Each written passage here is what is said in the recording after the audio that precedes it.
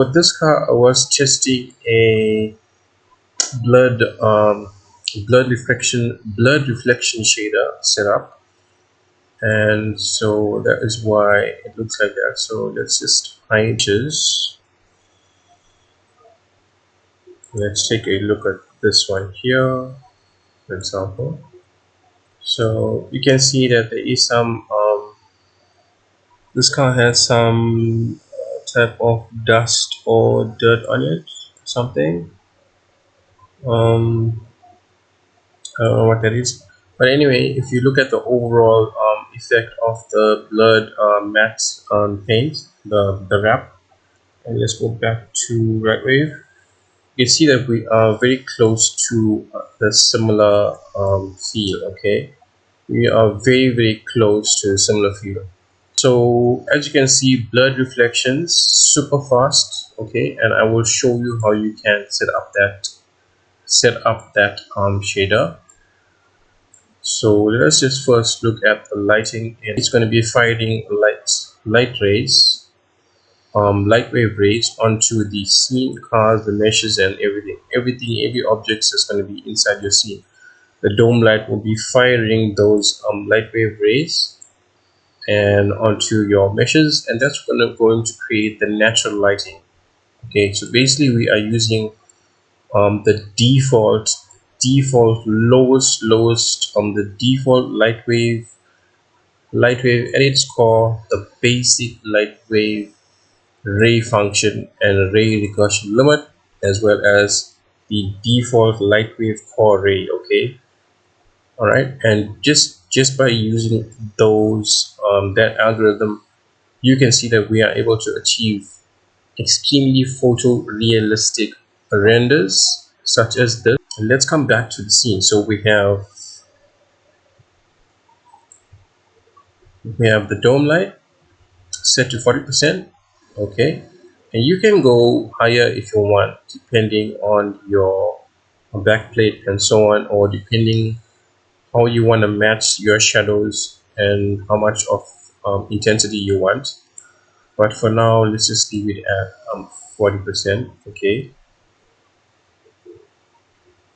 because that's what I found to be matching with the shadows inside the backplate. If you look at the shadows by the trees and so on, they are pretty much close to this type of shadow that's on the cars right now, that level of darkness.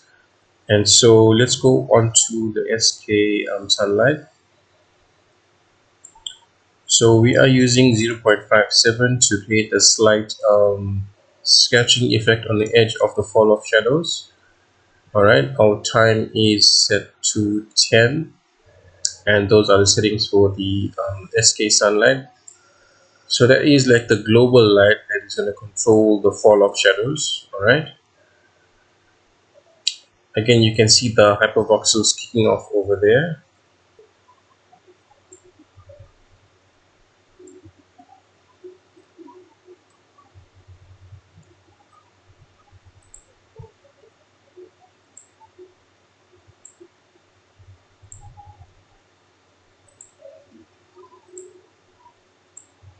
So let's take a look at this paintwork over here on the McLaren P1, and we can see we have depths.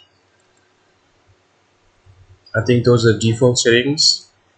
It's set to ray trace plus backdrop, and then we have this on the color. I'm not sure why that's there. Okay, so I just use that to offset the green,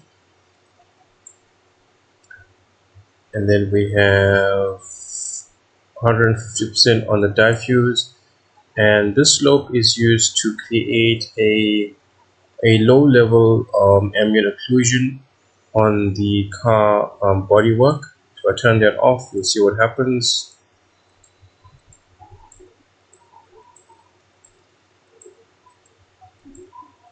So you get the green highlights to the top of the car and then darker to the bottom of the car. So Depending on the look you are going for, you can use that to offset the color shade. On the reflection channel, we have this at 17.5, a low level gradient, and that's that for the shader of that car.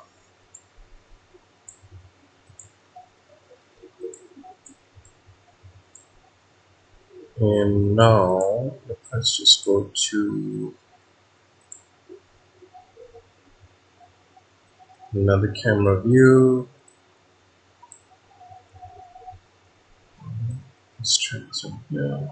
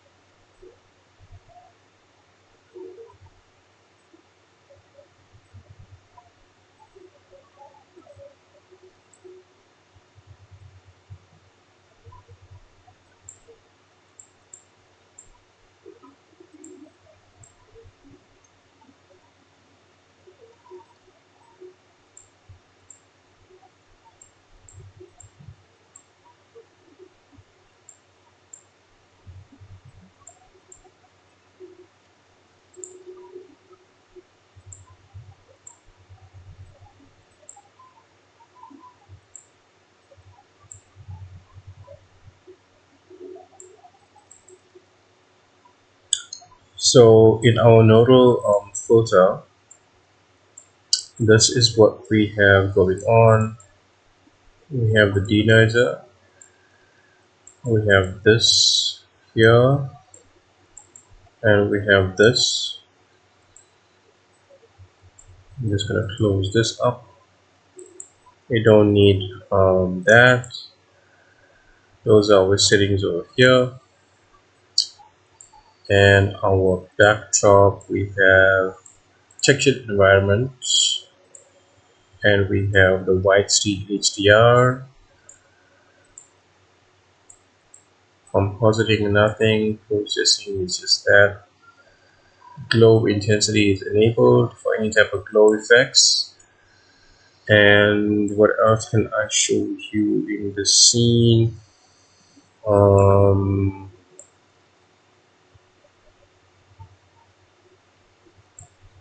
what else can I show you in the scene? Um, so let's take a look at the LaFerrari page. Okay, so this has ambient occlusion, and it's set to fall off on the dpk per node, okay, for the Ferrari. So this has a little bit more of an expensive hit on the render, on the Lightwave rays, the built-in native rays has a slightly more cost to it. Also, we have fast Fresnel.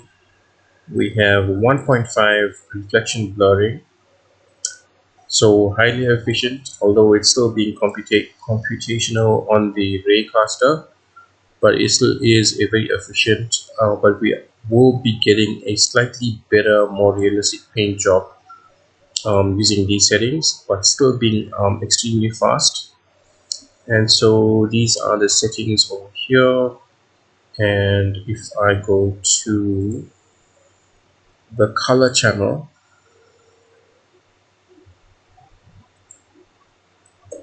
so let's just just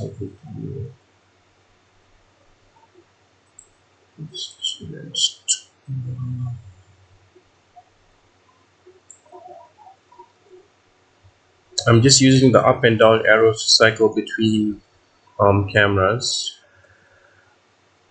So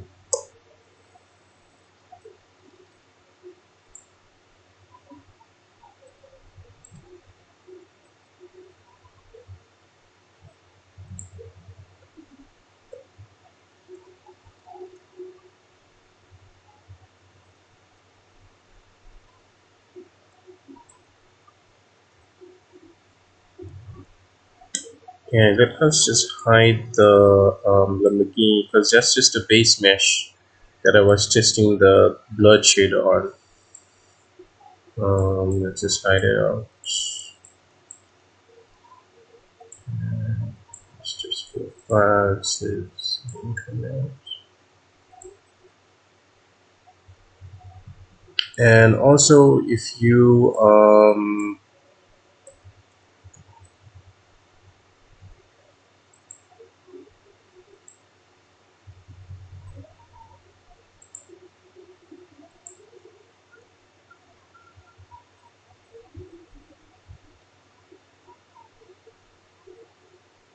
look here, this is also the same blood reflection shader setup, real-time blood reflection.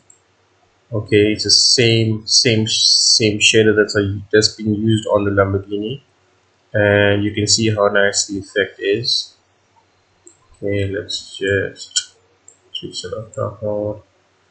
Alright guys, welcome back to this quick video, and in this video I will be going over the lighting setup for the scene. We'll be looking at the lights, we'll be looking at the backplate setup, as well as the nodal image filter setup for the scene, and we will be looking at the camera settings. Okay, I want you to take note that the cars are all high poly cars, which is the native Lightwave render engine. And let's take a look at the scene. All right, so basically on the Lamborghini, have a experimental real-time super fast blood reflection shader, and the other cars are just standard surfacing. However, we will go into surfacing of the cars on the next video, but for now we will just take a look at the scene and lighting setup. So let's just hide the Lamborghini for now,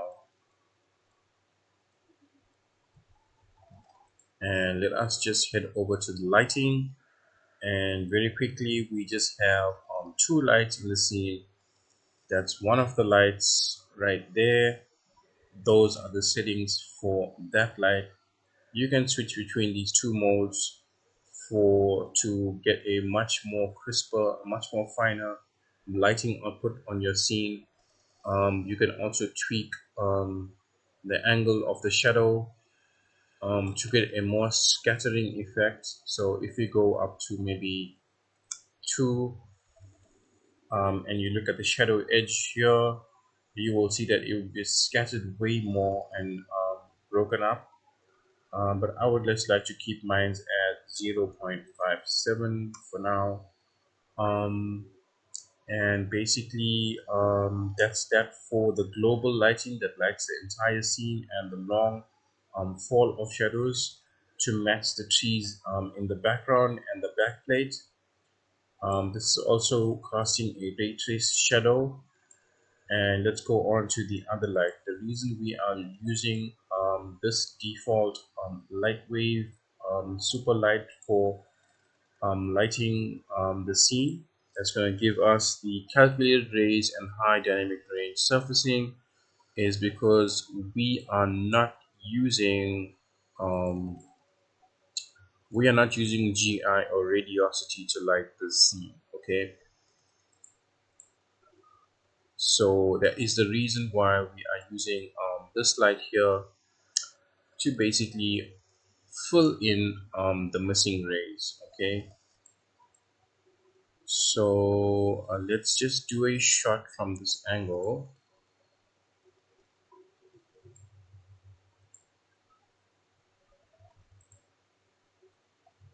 and This is just going to be one without the light turned on, just so you can see the difference between the lighting.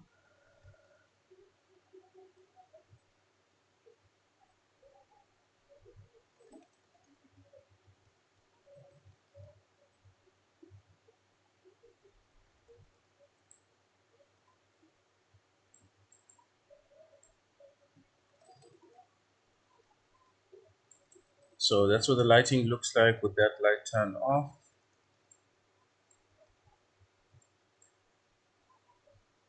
And so you can see that it is still a usable image. So depending on what you are doing and what type of look you are going for, it is still usable. However, if you want another type of look, okay, you can basically switch to using the sketching light, which will be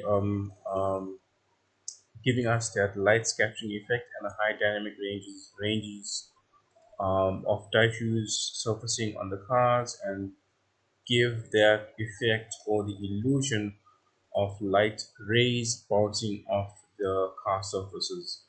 And so let's do another render with this one, and let's go back here and let's make sure we are switched to for a second white and bulky, and we will do another shot in here. Also take note that we are using 1 and 1 anti-aliasing because we are doing the smoothing on the nodal image filter with the open denoiser and the anti-aliasing on that side for the nodes.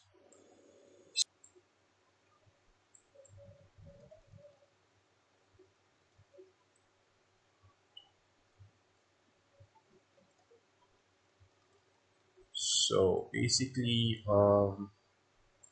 you should be able to flip through the cameras just by having that slider open. And let's just roll up this one here. So, so this is from inside of the P1. This is from inside of the Ferrari. That's what it looked like. If you want to do a quick shot of this, we can. Um,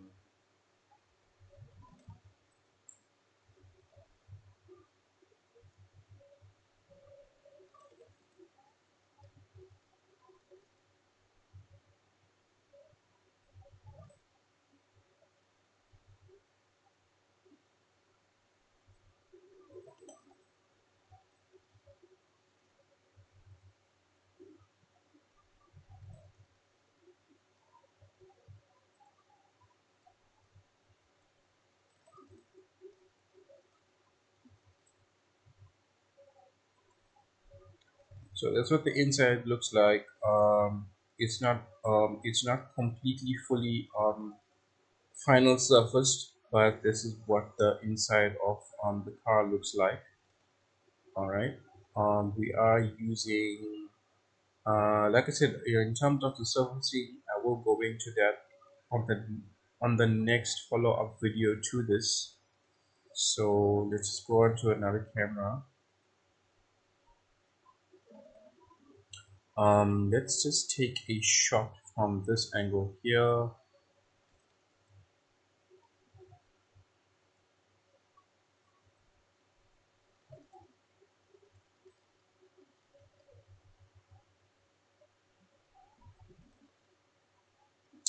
And after this camera, we will go into the nodal image setup. So you can see how that is set up on that side of things. Um,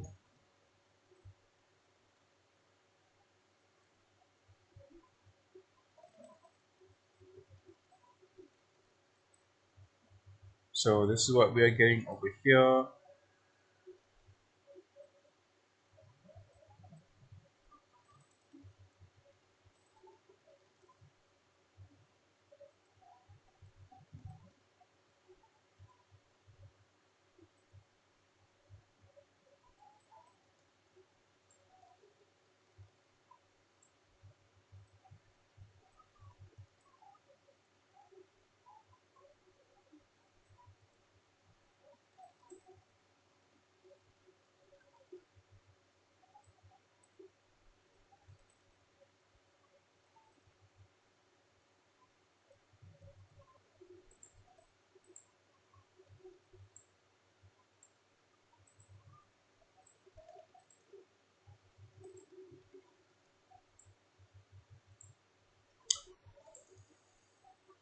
So on the nodal image setup, we are running open denoiser.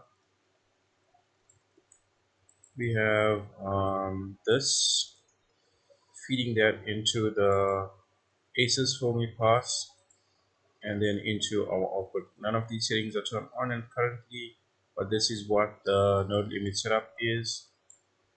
So if you are doing a 4K shot, um,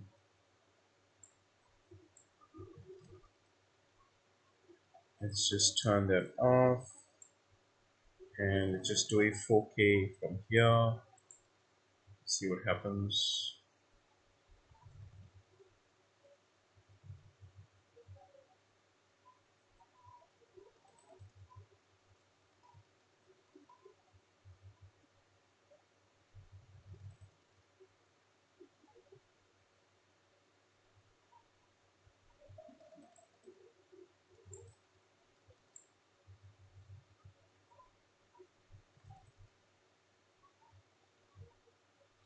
So like I said, with this image filter setup, the higher you go in pixel size on the camera, the crisper and smoother the image becomes. And this is what allows you to use one-in-one anti-aliasing natively, and so you can get a faster render output.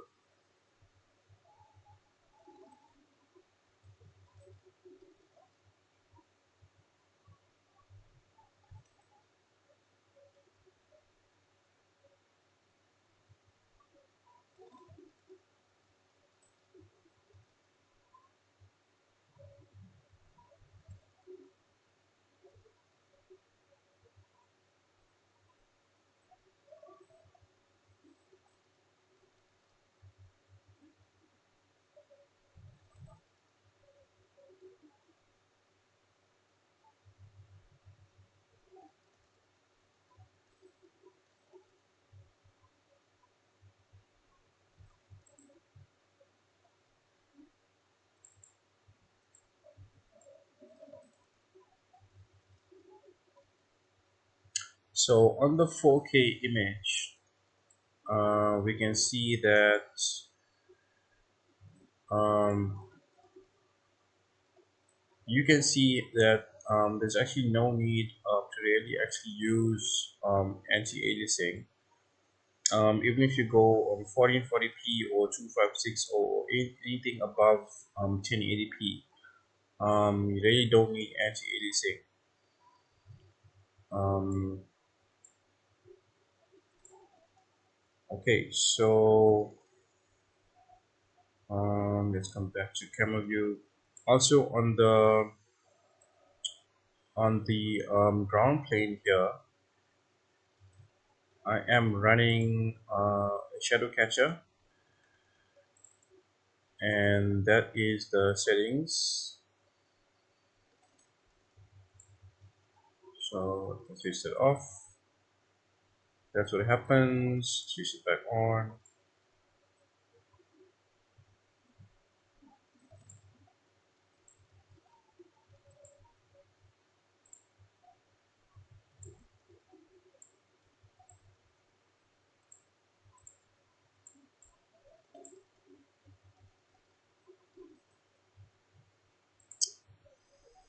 So that basically covers the scene setup for this scene. And so basically you should be able to do some cool hyper realistic car renders using the scene setup. And it can basically work for anything. So any type of outdoor environment, any type of outdoor scene, you can just use the setup if you wanted to,